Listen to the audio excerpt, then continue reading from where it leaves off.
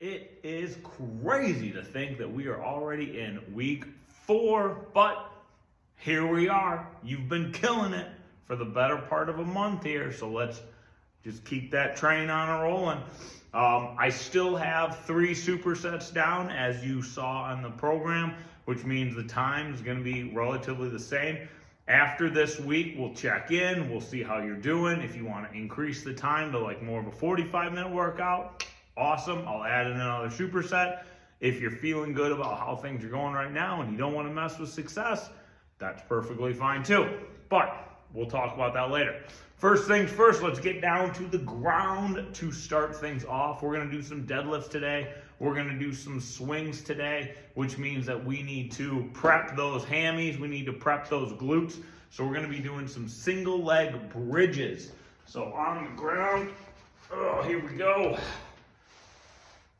You're laying all the way down, 1 foot out. Try not to set it on the ground. So we got nice and hovering above the ground. Then we're gonna slide this heel as close to our butt as we can. And we're just gonna push those hips up, hold it for a quick second. Set ourselves back down, nice and slow, under control. And we're going up on the other side. I'm pushing myself through my heel. Remember, every time it's through your heel, when you push up, that hamstring should be so tight it feels like it's gonna cramp. It's not though, because we've been doing our foam rolling, right? I promised you some deadlifts, and here they are. It is a step back kettlebell deadlift. We're gonna do more of like a straight leg deadlift, like a Romanian deadlift, than the traditional one. I want just one kettlebell, since I believe that's all you have. It works out perfect. You're gonna hold it in 2 hands. It's gonna force your body to rotate in the way that I want it to. So it doesn't matter which foot you step back with, because you're gonna alternate. But for video purposes, I'm gonna step back with my right just to show you how the turn works. So it doesn't have to be a huge step back, just a little one. Kind of a little step back on my toe. Now I'm aiming, doesn't have to actually hit it. I'm aiming for right in front of my toe that I just set the back on, all right? So that's where I wanna set it down. So if you can get all the way down there, awesome. If you can't, that's perfectly fine, or if it just doesn't feel comfortable, that's fine. As long as you're aiming for right there, you get right here, and we're right back into it. Then we alternate the other way. See how my body is forced to rotate with that one single kettlebell? Now, in order to get down, I'm not bending at my knees, and I'm not bending over. I'm actually just sticking my butt out. So I'm gonna go back, I'm sticking my butt out, so I'm getting a really good hamstring stretch right here. Going down as low as I can, that feels comfortable. Coming right back up. These should not be done super fast. These should be done under control, just like pretty much everything's done. But I know that you might just wanna rush through them. You're doing 10 each side, so 1, 1, 2, 2, however you wanna count it, or 20 total. I know that you like to count up to the big ones. So keep it under control. Remember 2 main things. Keep your chest puffed up, sticking your butt out. That keeps that back nice and straight the whole time. Side plank dumbbell swing. So you might want to find yourself an elevated surface for this. If you want to try the side plank on the ground while you're doing a swing, hey, have at it.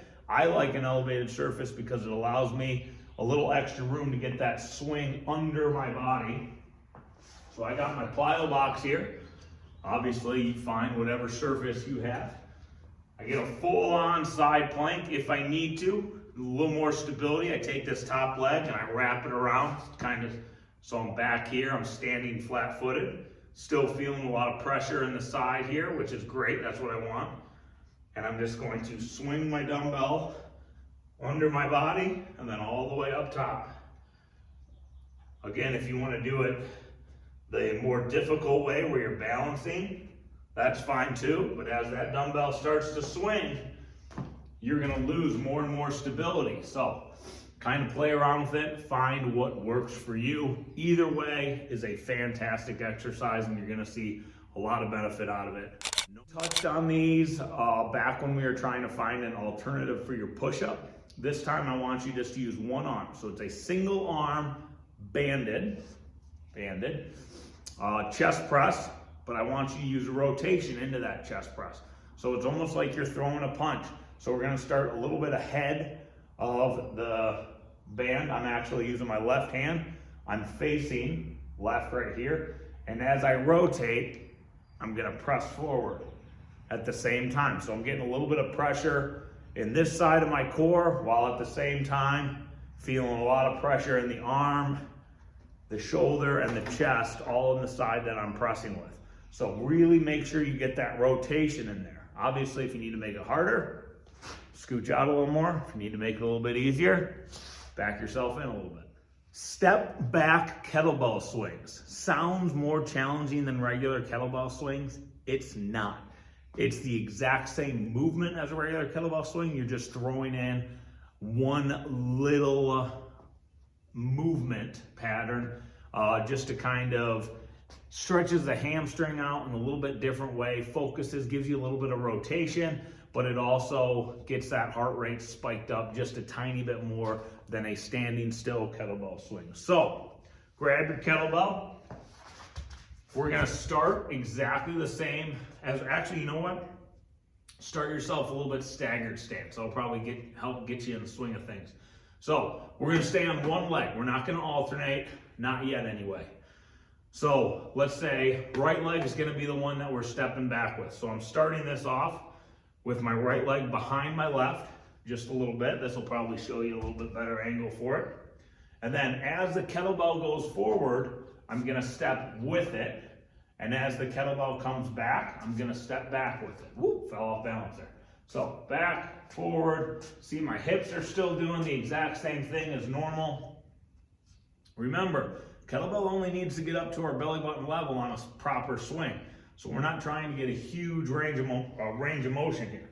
So staggered stance, step in, step back, in, back. My hips are doing the exact same thing as normal, but I'm feeling a lot more of a stretch in my planted side, because when I step back, I'm getting even a greater stretch in that hamstring than I do normally, and I'm feeling a lot more fatigue in the core side of the side that I'm stepping back with, because my body is being forced to rotate just a little bit. And as you can tell, I only did like 6. It's a little winded. I mean, it is cold in here, so I'm gonna say that plays a part in it too. Half kneeling windmills. So these things are cool because you can't really cheat and go the wrong way, or else the exercise won't work.